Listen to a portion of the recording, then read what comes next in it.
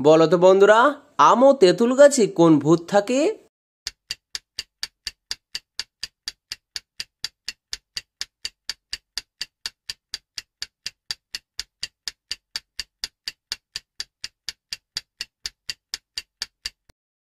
লোককথা অনুসারে আম ও তেঁতুল গাছে শাকচুন্নি ভূত থাকে। বন্ধু, এটি হলো একটি কুসংস্কার, কারণ এর কোনো বৈজ্ঞানিক ব্যাখ্যা নেই। আচ্ছা বলো তো বন্ধুরা, কত বছর পর পর আমাদের শোবার বালিশ পরিবর্তন করা উচিত?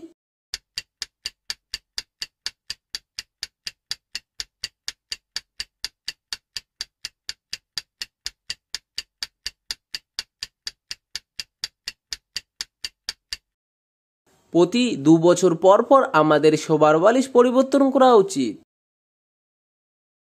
বুক পকেটে মোবাইল রাখলে কোন কোন রোগ হবার সম্ভাবনা থাকে?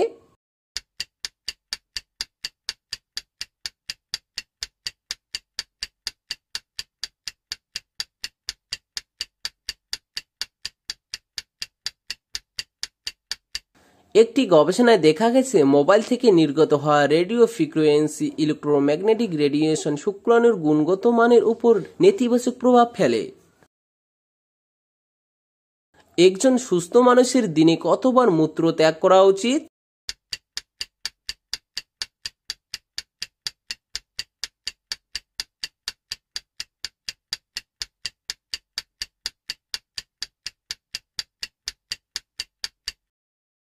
একজন সুস্থ মানুষের দিনে 4 থেকে 6 বার মূত্র ত্যাগ করা উচিত। বলো তো বন্ধুরা, বাচ্চারা চা খেলে কি হয়?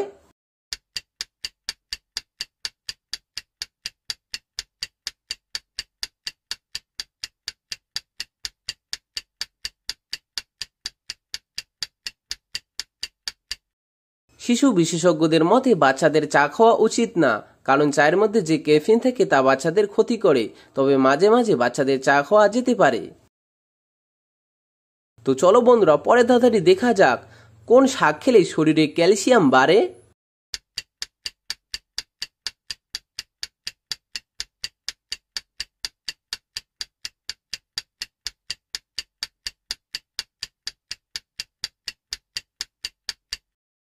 পালং শাক খেলে পাওয়া যায় প্রায় 200 মিলিগ্রাম ক্যালসিয়াম। পালং শাক খেলে শরীরে ক্যালসিয়ামের ঘাটতি দূর হয়। কাকে মানব কম্পিউটার বলা হয়?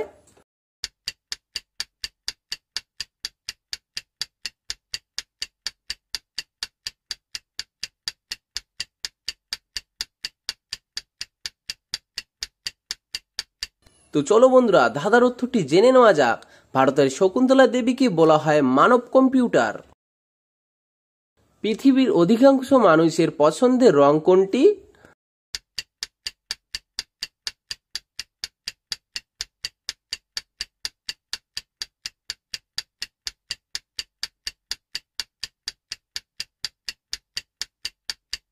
বিশ্বব্যাপী সমীক্ষার পর জানা গেছে যে পৃথিবীর অধিকাংশ মানুষের পছন্দের রং হলো নীল। রসুন আর দুধ একসঙ্গে খেলে কি হবে?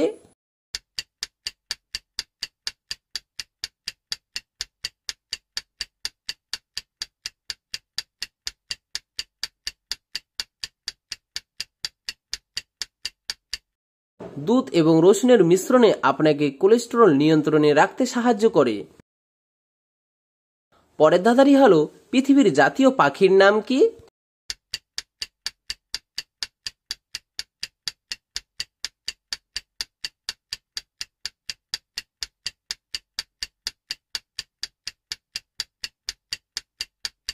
পৃথিবীর জাতীয় পাখির নাম হলো ঈগল।